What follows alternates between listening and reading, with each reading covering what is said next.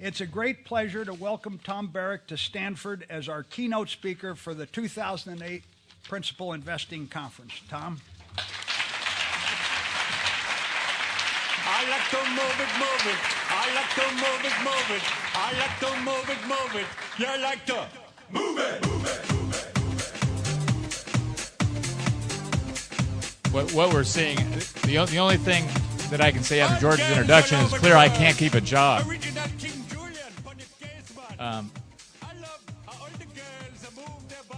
First of all, I can't tell you what a thrill it is for me to be introduced by George, because we've shared two boards for a decade, and I've learned so much from him, as has the management on the companies whose boards we serve. George has this way of allowing all the titans of industry who are ego battling around the table. You've all seen this amazing psychic phenomenon that takes place. Normal people walk into a boardroom and turn into maniacs. And George sits quietly listening to the presentation, and there's always a CFO and a CEO who have in the back of their mind this one question they pray nobody ever asks. And when George drops those glasses and starts with the words, "Could you explain?" they all dive under the table for cover. He has an amazing ability to do that. When I was asked to be here today, I was thrilled, of course, because it's a privilege to speak at schools that had returned my admissions application unopened many years ago. So I'm really honored. But I was trying to think of what would be interesting and what could I contribute to an otherwise unbelievably formidable group of panelists and speakers who are following. And I decided the best thing I could do is to find something that I may know a little bit more than they know. And I was unable to think of anything except maybe surfing. And I want to give you just the framework of what I'm going to talk to you about is really not the stuff. It's the tools that you need to be able to work and implement this stuff.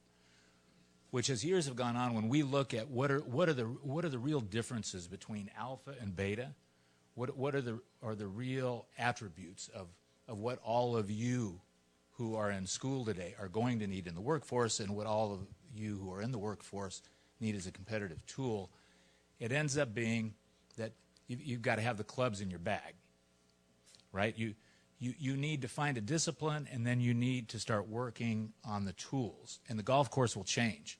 The sand traps will change. The fairways will change. But the tools that you develop over time will be what you're able to utilize. So in thinking of a theme, I have 3 sons, all of whom surf. So for me to spend father-son bonding time with them, it's a mile out at sea in terrifying circumstances.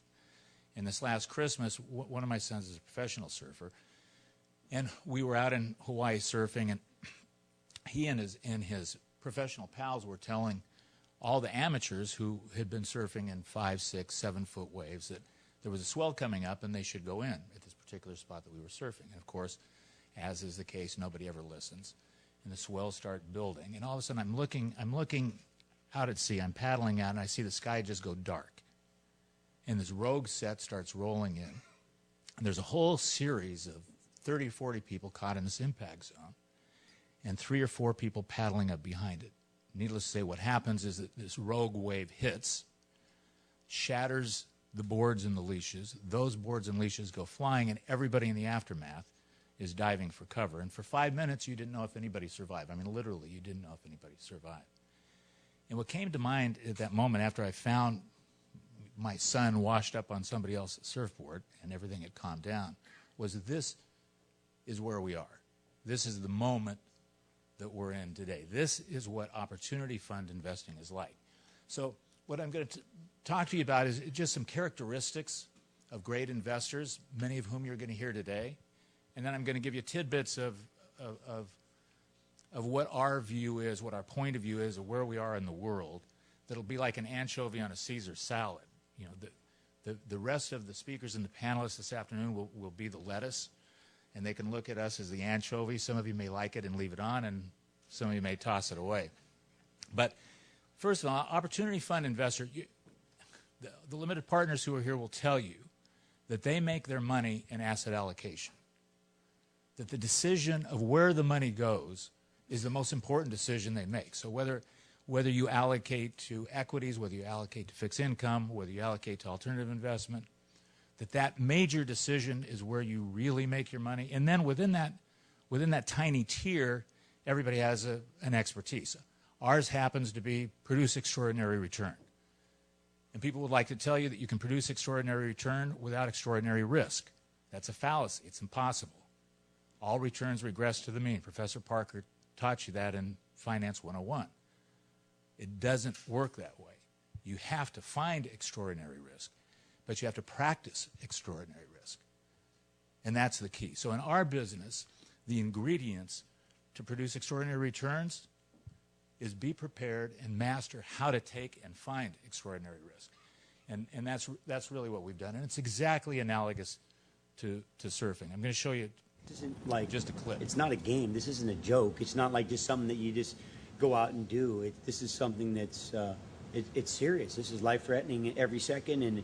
And I think personally, it's incredible to see the lack of appreciation for the power of this wave.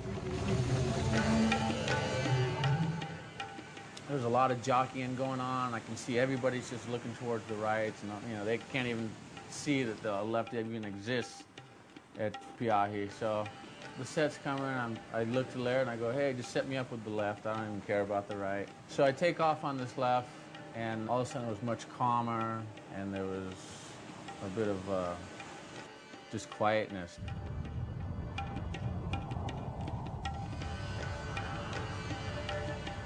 It was like now we were able to separate ourselves, because for a while, like the last couple of years, just with all these people coming in, now it's got to a point where it's so chaotic, such a circus, that we can detach ourselves from it in a way. You know what's funny? I felt more safe with all the sharks over on the left side than with all the people over on the right side. That's summarized. That's the end of my presentation.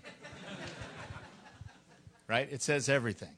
When you're in the middle of the crowds, the tailwind has been right on our fanny. So for the last 10 years, all of us have been brilliant. Why? Because the momentum has just been carrying us upward only. And the packs and the amateurs join in that phenomenon. And to separate yourself from that pack, to get out of the way, is the key. And I think the last comment was really brilliant, that he felt more comfortable with the sharks on the left than he did in the notion of the harness security on the right. Because we all love to invest in packs, especially those of us who are reporting to limited partners. Because limited partners have to rely on consultants. Consultants have to rely on information. Information is a commodity, right? I mean, we like to say that there's information arbitrage. There is no information arbitrage. You go to the most prestigious school in the world, Stanford, you have a question that you want answered without analytical ability, just facts. You push Google, and the kid who graduated from Culver High has the same information that it's taken you 8 years to get. So if you think information is going to be the edge, I have bad news for you. It isn't going to work. You look at, once you've graduated to big waves, it's like once you've graduated out of business school. You've got to assume everybody's great. Everybody is great. And I have bad news for you. When you graduate from business school, it starts all over again. That heap just keeps waving. The cream goes to the top. Now you have a new cadre of people. They're all good. They're all talented. And that competitive set starts all over again. So in order to distinguish yourself, you have a number of things that you need to do. Harder work, more preparation, more risk, quicker risk analysis. Take the left instead of the right. A combination of all of those things. But you have to distinguish yourself with something. And terror along the way is a good thing. It's a healthy thing.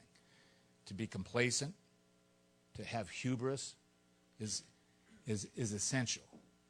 That as you're looking at an investment, as we look at investments, or as we look at our great peers, most of the people who you're going to talk to this afternoon, what they know is where the exit is before the entrance. What they develop over time is an instinct about it, not so much the informational, analytical ability of where it is. And we're going to talk a little later about themes, about developing themes.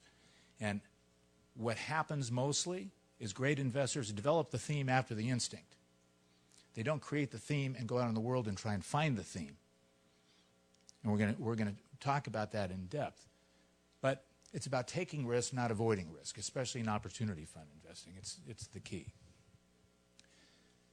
Anticipation is everything. It's those years of knowledge and wisdom of wandering through those jungles to find elephants and tigers and giraffes that perhaps you weren't looking for, that all go to this cadre of experiential stuff that when you go to draw on is there. And being quick on that trigger and being able to adapt instantly to change your point of view, which is why when I say it's the tools in your golf bag, it's not so much the golf course, it's the key, because it goes from a sand trap to a green in an instant. And if you're invested in just hitting out of sand traps and there's not a sand trap there, you're in big trouble. Avoiding crowded takeoffs, humility, all those things we've talked about before, it's really the key. And adaptability and cultural sixth sense. I think one of the most essential ingredients for any great private equity investor is their ability to be able to sense the culture. We talk about globalization, but globalization is interpreted by little tiny nodes of localization. So understanding the fabric of what they're in, of what they're doing, where they're going is the key. You know, a lot of this is obvious, but showing respect to those around you and then demanding respect is a very delicate balance. Because humility, unless you are the number one smartest person in the field that you're in, you can be unfriendly, you can be not nice, you can be arrogant, and you'll probably succeed. If you're the number 2 or 3, then you better learn those other attributes. Because people have to like you. You have to figure out how to express your talent and ability, how to be able to use it. So getting into this place where you're extending your own comfort zone, if you extend it too little, you can't compete. If you extend it too much, you're dead. So harnessing this adaptability, this risk tolerance is one of the toughest things. Opportunistic versus strategic. This is a moment, and you're going to be talking about it all day, where no matter what anybody tells you, nobody has any idea what's happening. Every hour is a different situation. And the truth is, it doesn't matter what's happening. What matters is that you have a focus and a point of view as to how to handle the volatility. But most investors go out and create a theme.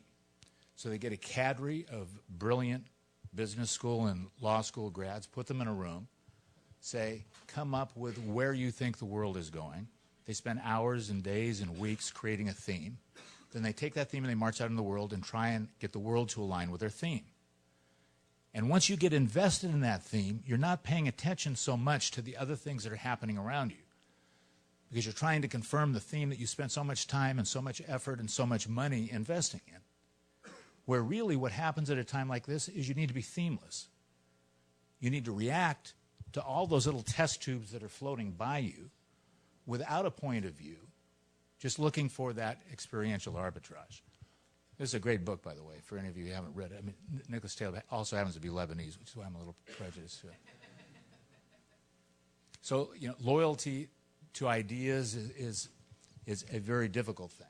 And we all talk about thinking outside the box. I don't think thinking outside the box does a thing. You have to live outside the box. You have to have a set of experiences that have nothing to do with your primary business purpose. It's why for those of you who are motivated by money, if you go and talk to 300 of the wealthiest people in the world, I guarantee you 299 of them will tell you they were never concerned with money. Money isn't what drove them there. Money isn't what got them there. Money wasn't their motivation.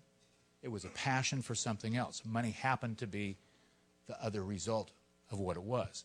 And so this Renaissance ability, if you look at every great investor in private equity, they're all Renaissance men or women.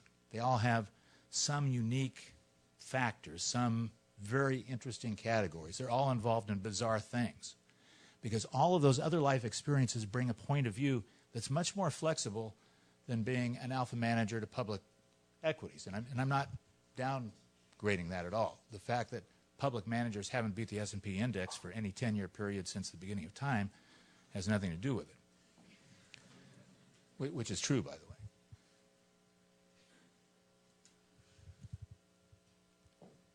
some common sense things, especially when you're in school, long line relationships. When you're building relationships because you need them, they hardly ever work because the world is too transparent. So when you're out concentrating on networking, on cultivating, on building relationships, it's always very difficult. But if you make that a life practice, over time, that karma bank builds up. And the great investors, especially in the private equity world, have spent decades building and collecting those relationships, and they draw on them over a period of time. The accessibility of you to them or of them to transactions is also an unbelievable factor. Is the most powerful people I've found over time are the easiest to get to. It's inversely proportionate to what you would think. It's absolutely true. You want to call Warren Buffett this afternoon and tell him what a wonderful, magnanimous thing it was that he did to bid on the municipal bond portfolio of the bond insurers and to leave them with the CDOs and the CDXs, you'll get him on the phone within 2 or 3 hours. You want to get the vice president of AIG, it'll take you 4 days. It's just the way that it works. After a great education, one piece of advice is what happens is like racehorses. You train thoroughbreds on a track with other thoroughbreds. So you're very careful that they don't get kicked. You want to put them in separate paddocks. You want to make sure that they're brushed and polished 2 times a day. You feed them separately. And then you take them to a track. It's like ultimate fighting, right? You bring a prize boxer who's only been with boxers, and you put him in a ring with a jiu-jitsu Brazilian maniac. And the rules change. So this prize boxer doesn't know what just happened to him. He's on his back, he's on the ground, and somebody's using another set of rules. Well, after a great education, this is what happens when you go out into the world. So you have to, without losing your ethics, get to that edge again. You have to retrain yourself to risk. You have to retrain yourself to the street a bit. And take all those great tools and use them in a more adaptable form. This, I think, summarizes the use of information. This is what we find in our organization, which is the information you have is not the information you want. The information you want is not the information you need. The information you need is not the information you can get. And the information you get, everyone has. So we sit there after months and months of analysis and due diligence, and this is where we always end up. Everybody has the same information. So, you go to auctions. This is what I love. Wall Street is so amazing because we all resisted going to auctions. So now we have our teams will walk in bidding on companies against Morgan Stanley, Goldman Sachs, TPG, Blackstone, Carlyle, KKR, the toughest, smartest investors in the world, and come out high-fiving, saying, this was awesome, we won. We just paid the highest price over the smartest investors in the world. What could be smart about this? Right? It's counterintuitive. It doesn't make any sense.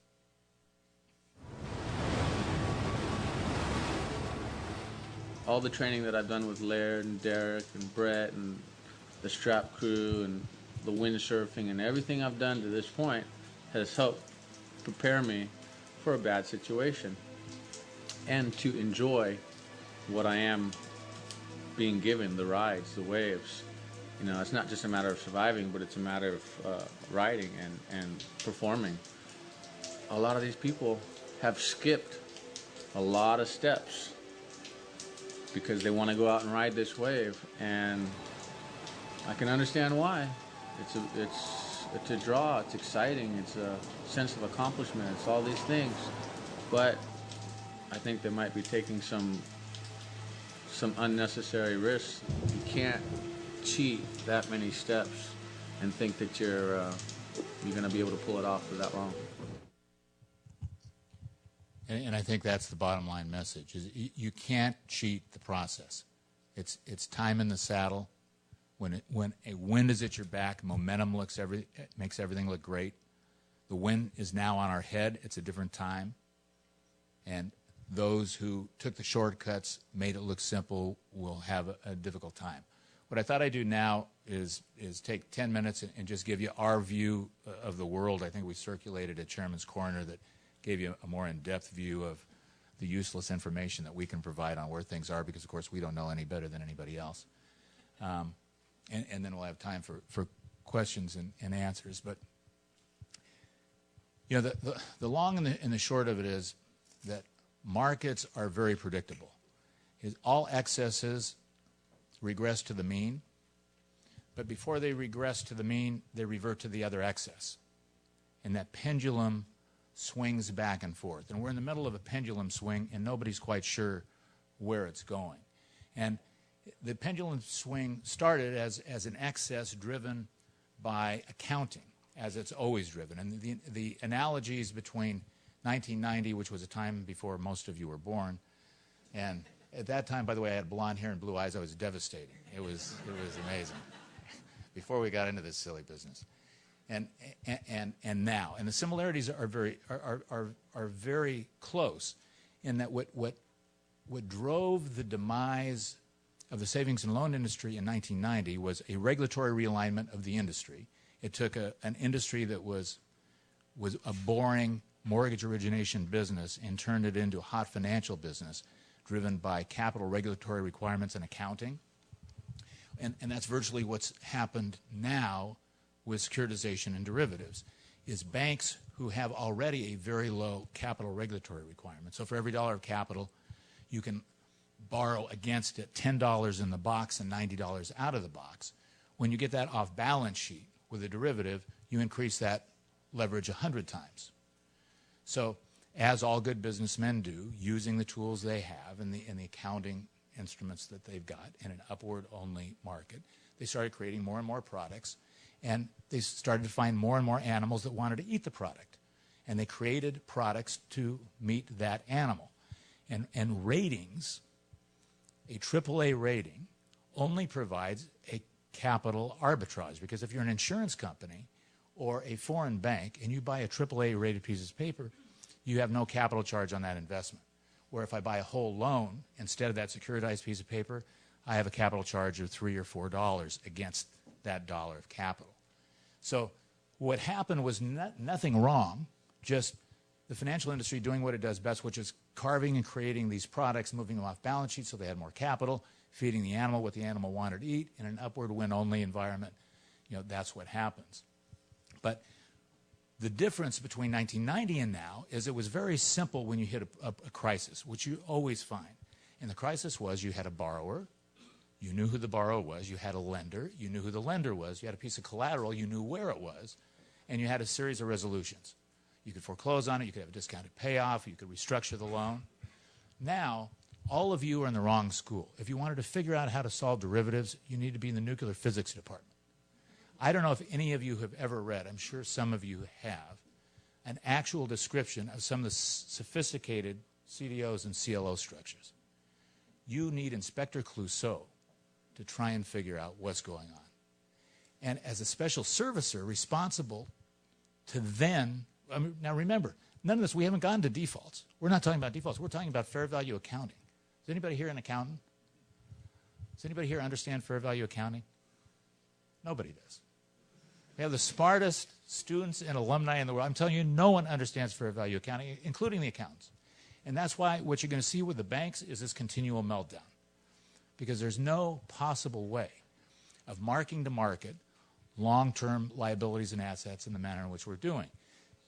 So on top of that, you have this bond insurer meltdown. The bond insurer meltdown, everybody's looking and say, well, look what happened to Magic today. Look what's happening to AMBAC. Look what's happening to FGIC. No problem. You can have all the bond insurers go broke, and at the holding company, the bond insurers, it's not such a big problem. There's only one problem, is underneath that you have $189 billion of guaranteed debt that's held in other banks. So when Société Générale's debt, I mean, this was one of the greatest things. I love America.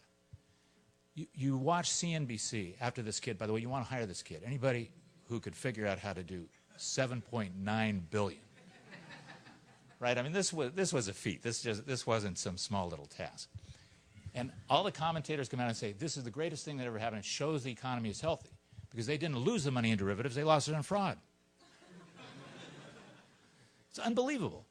So the real problem with Societe Generale is AMBAC and FGIC have $76 billion of rated Societe Generale debt against $40 billion of capital. So a downgrade just puts them gone. They're just gone. It's just history. So, and we could talk on about, we talked about Warren Buffett's offer on on buying the municipal portfolio. It's a smart business move for him. It makes no sense for those companies. So you have this banking problem, which is write-downs, but that's not really the problem of what's happened. The problem is what happened is what do they do for revenues? So you're taking write-downs. They're trying to look in their rearview mirror and say, okay, we've got all these problems. We need to fix the problems. In the meantime, there's no IPO business. There's no M&A business. There's no mortgage business. You'll see some of the big investment banks get out of the securitization business altogether. And you could see this being the beginning of the end of AAA-rated securities. And we can talk about that more later. What is the purpose of a AAA rating from groups who have proved themselves to be totally unreliable in every instance? And the market will react to this over time.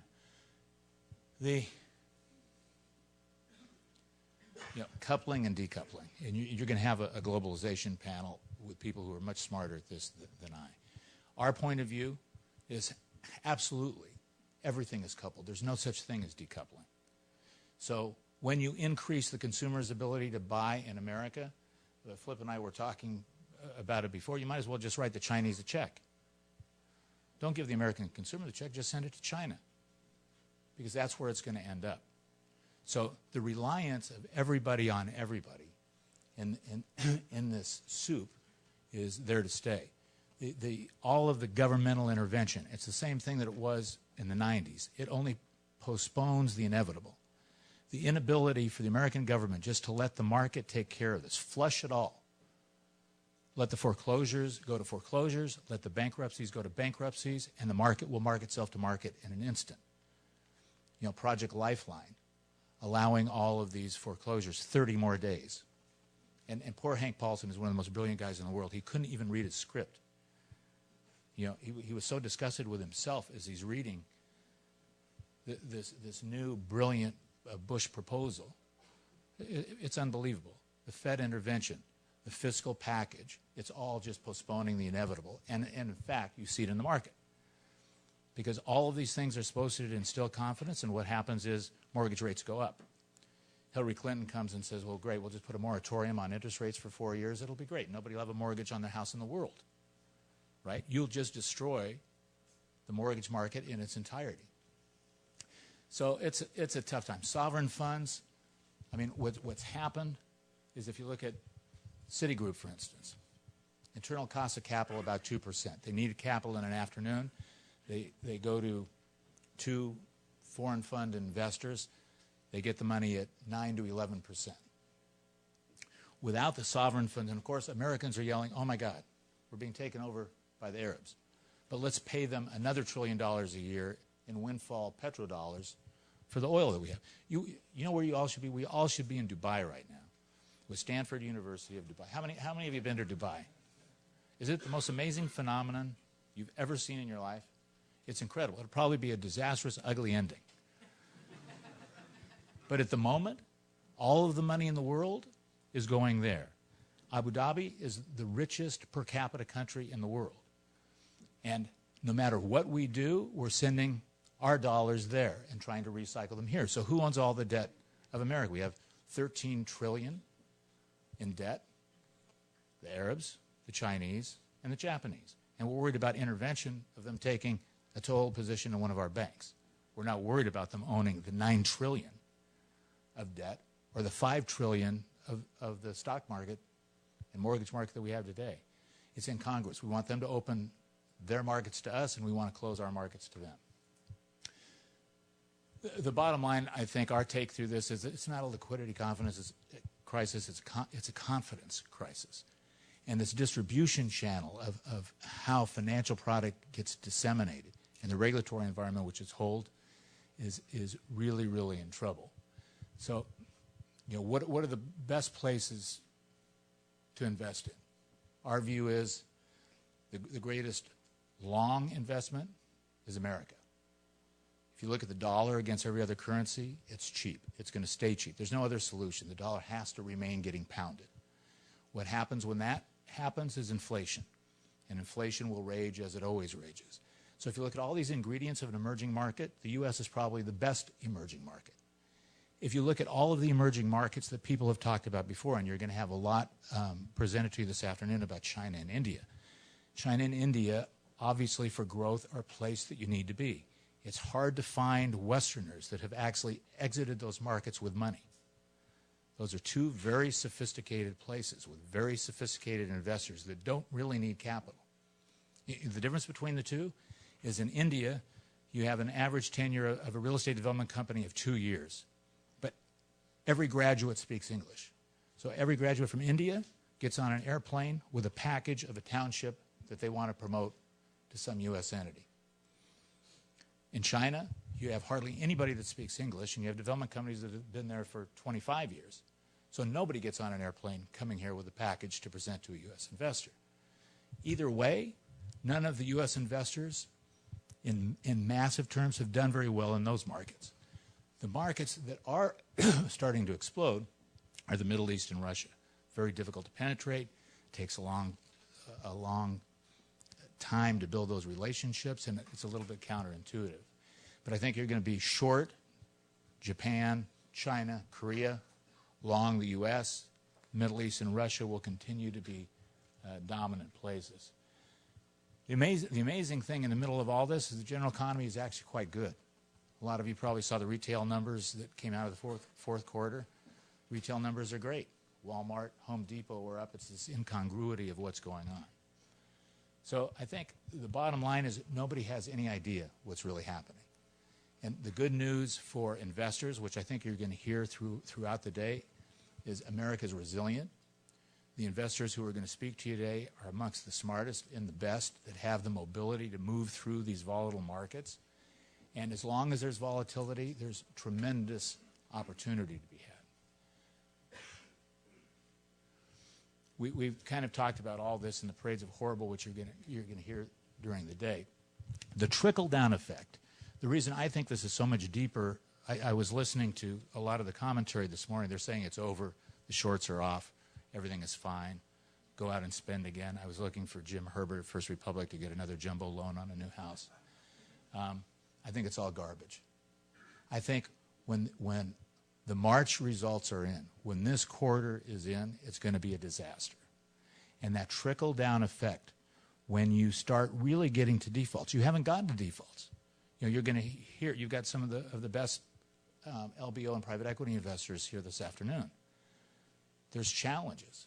You can't pay a 20% premium to a company that was at its historic high, put 5 times leverage on it, have the market then evaporate 30% of your market cap value and say everything's great. It's not going to be great. CLOs, CDOs, CMBS, RMBS, all challenged. As that moves through the system, there's going to be huge problems. Sometimes when the water's too turbulent, you have to concentrate on something easier. and this is it. So I think my last message to you, and then we'll have some questions, is, you know, every morning a lion wakes up in the jungle and knows that it has one thing to do. It's got to run faster than the slowest gazelle. And every gazelle wakes up and knows one thing, that to survive, it has to run faster than the fastest lion. So whether you're a lion or a gazelle, you better get up and start running. That's the bottom line. Thanks.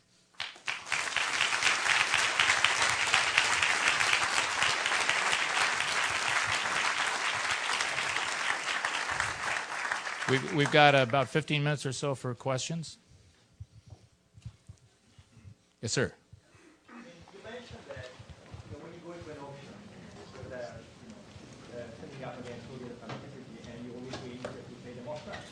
So what's the solution? Simply like not going to auction because you're gonna be like the bigger fool, if you want to say that, or or you simply deal with it. The question is that I've said going to auction, you feel foolish. And since auctions have been the vehicle of choice for Wall Street in the last decade, what's the solution? If auctions don't work, then what is the solution? And I think the answer is, in an upward market, auctions work.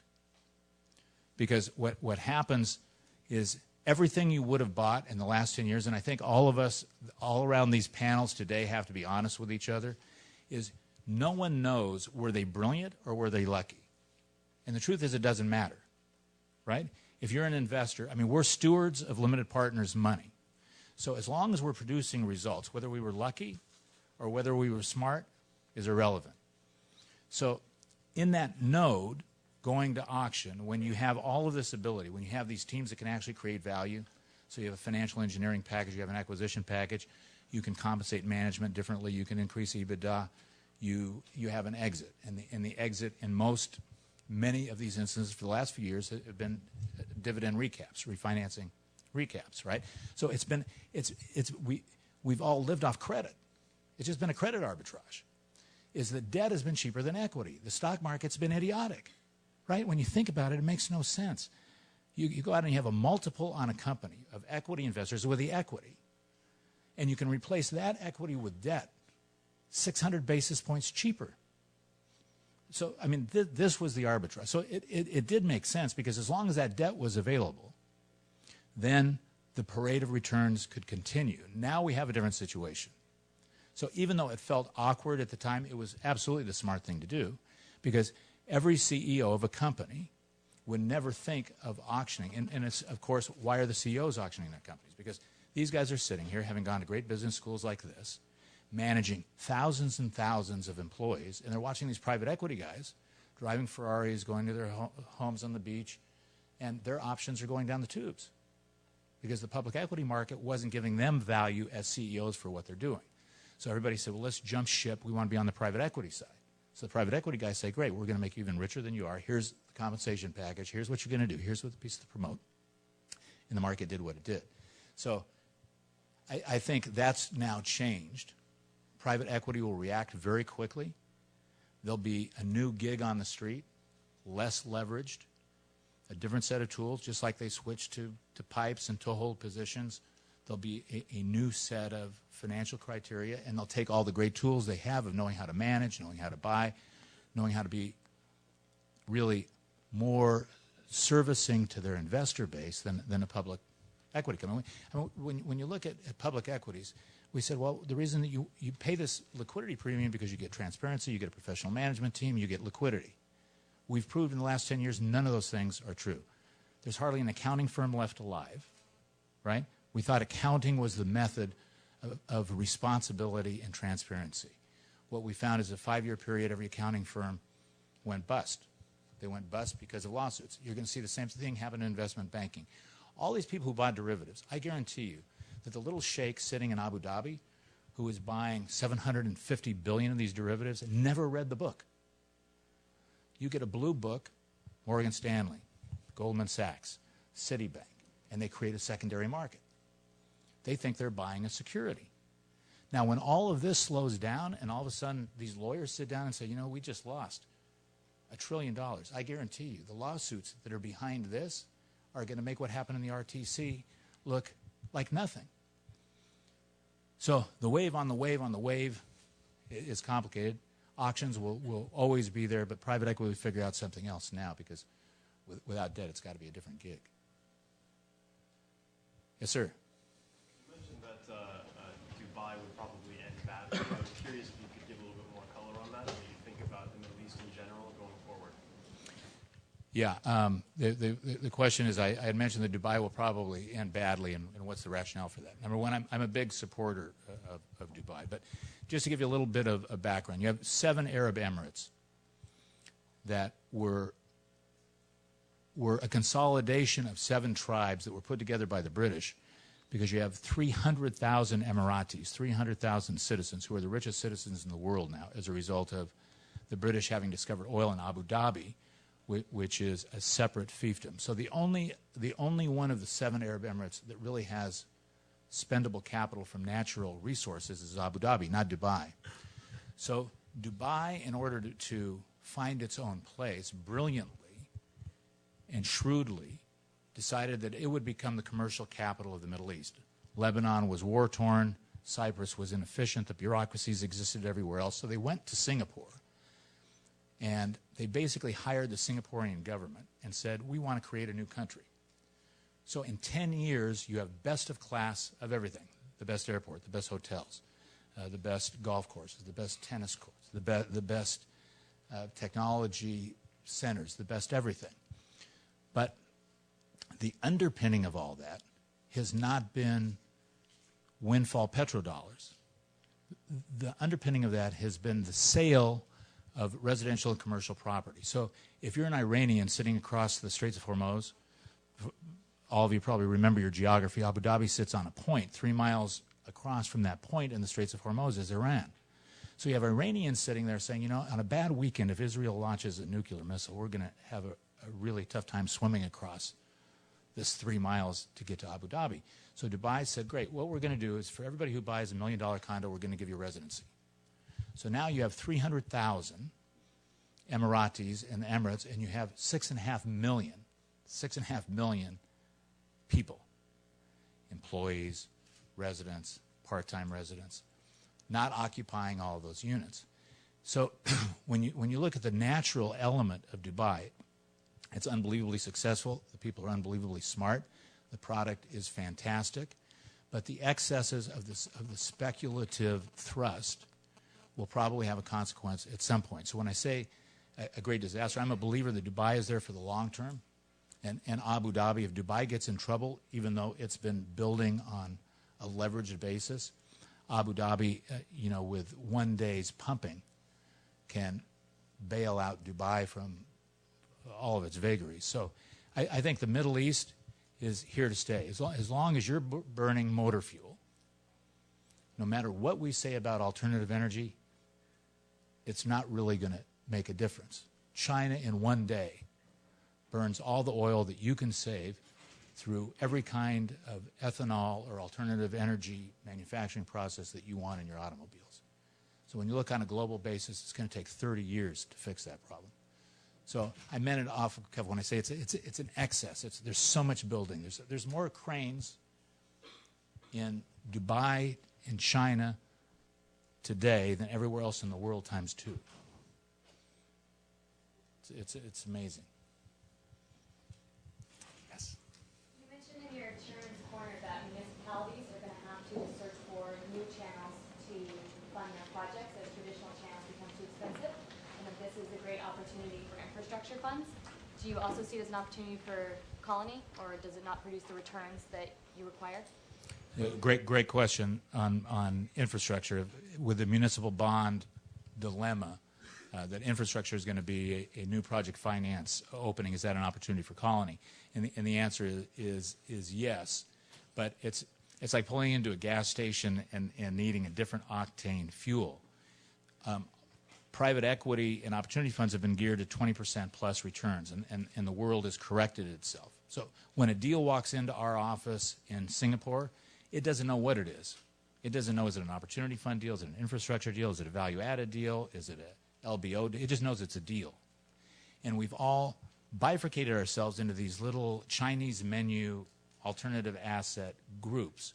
But what's happened is the big guys are all going to multi-platform. So if you look at Carlyle, TPG, Blackstone, they have a diversity of funds, so their investors can invest in those funds with just a lower cost of capital. But the deal sourcing pipeline, which is the only place that you really differentiate yourself, because they're all smart, they're all brilliant, they're all great at what they do, it's how they source it. So I think that there's a huge opportunity in infrastructure, because what's going to happen is this arbitrage of having a bond insurer, which gave it 2 ratings. I mean, remember, it was already AAA rated. So now you had a bond insurer which just allowed that capital regulatory piece of buyers out in the marketplace will be gone. And the AAA status itself is threatened. So project finance for all those municipalities as they're searching is going to be a big arena. And we'll participate. We'll just participate with a different kind of fuel. It'll be a separate definable fund. But I think what you're going to see is infrastructure funds will be the flavor of this year. It'll be a great place to invest. Yes, sir. When things started to break in late July, August, September, what was the thought process that you went through to sort of process what was happening? What was the evolution of your forming the understanding that you got? The evolution of our thought process was, it started with a sneak preview at the credit market. We had never seen the banks starting to act the way. This is before subprime, because subprime is a misnomer. Subprime was just the peek under the covers of this redistribution of credit that had gone on. And I think most of us had realized that the frenzy of lenders, the risk that lenders were taking as they moved up that loan to value, or as they moved up the multiple of EBITDA stream, was becoming insane. And the reason it was becoming insane is they weren't keeping on their balance sheet. So it was originate and syndicate. The banking business had changed. It was no longer matched assets liabilities. It was create sieves and all of these Casper financing vehicles where they could create unbelievable exponential profits without ever hitting their capital Tier 1 and Tier 2 requirements. So I think the first place that we all started to feel it was the banks started to back up on their commitments on our corporate deals, which they hadn't done. I mean, for the last decade, they had always held our feet to the fire as to these commitments, and none of us had ever had any need to hold them to the fire. And what happened is they started coming back. You've all heard covenant light. Well, we used to borrow money 10 years ago. You used to borrow money, and you had a whole series of thresholds which you had to maintain within the operating companies, non-financial default. So if something was going wrong in the company, the bank had recourse to you for either more collateral, for asset sales, for something. As competition went on in the industry, they went to covenant light, which all of the negotiators, the users of the product said, we're not going to give you those covenants. Lend us the money, and we'll pay you back the money. That's what you're going to get. And the banks, in the frenzy and the easy distribution of that product all over the world, did that. So I think the first indication was we saw the banks backing up. And then as you started to look through the system, the confusing thing was the economy was pretty good. Everybody's business, I think what everybody will tell you today is all the private equity guys are going to say their businesses are fine. You don't see it in the business. Usually you see it in the business. You see it in the financial structure. The capital structures are strained. And it's not even on the default structures. The defaults are all as a result of these downgrades. It's not as a result outside of the residential mortgage cycle, which always happens, right? I mean, the difference in the residential mortgage, which we weren't panicked about. We knew foreclosures were up, and home builders are always a sucker's punch. And I'm not offending any home builders, but if you look at what you're buying, it's the worst manufacturing business in the world. They operate at 5 or 6% margins, right? You've got to go long on real estate, out 10 years to have inventory. It takes you 7 years to get entitlements. You can't build houses manufactured in advance because you get stuck with inventory, and you're in the cyclical ebb and flow of the mortgage markets. So I don't think too many people paid attention to what was going on in the residential market, but no one had any idea of the far-reaching implications, including the banks, by the way. The banks did nothing wrong. I mean, there's no culpability here. They were manufacturing product that was being digested by a world who had become drunk on credit. It's what all of us had done. America was the epicenter of credit consumption. And now what we're doing is we're trying to retrain ourselves. We're all in rehab, right? I mean, I think everybody here, everybody who's on these panels will tell you we're all in credit rehab. And it's a difficult thing to digest because you have to teach this pony a new trick. So the analytical process, I think, is just to have some volatility. Quite honestly, we were elated because it had been a long time that we're dealing with amateurs, and amateurs taking undue risk were producing higher returns. And when you're being judged in the same category, it's very frustrating. So having a correction is a healthy thing, is a good thing.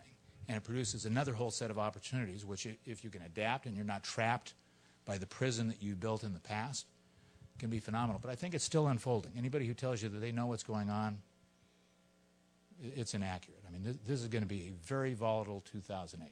Very volatile. Yes, sir.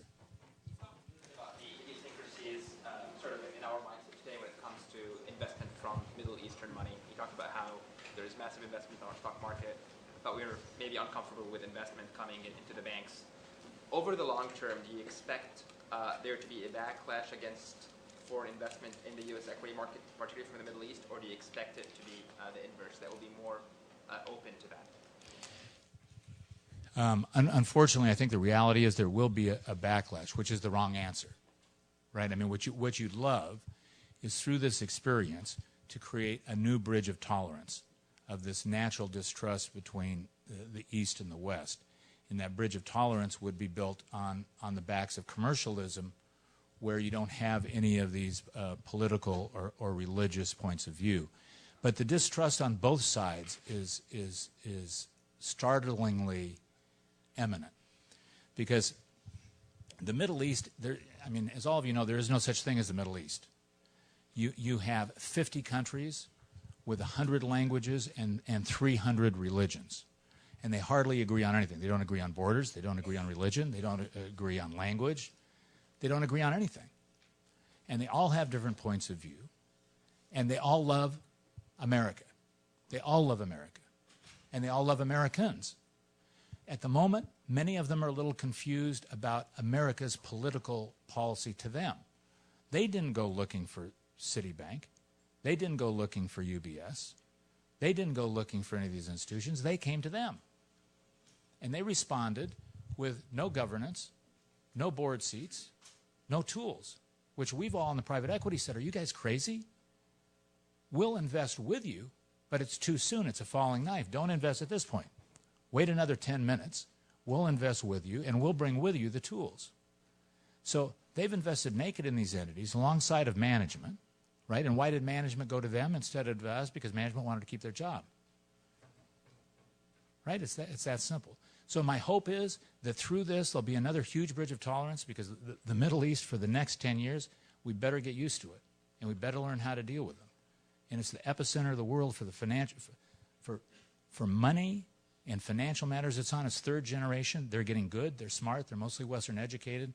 I think most of them are well-meaning. They can be great partners. But America will always misplay its hand, especially in the midst of terrorism and all the difficult things we're dealing with. Thanks.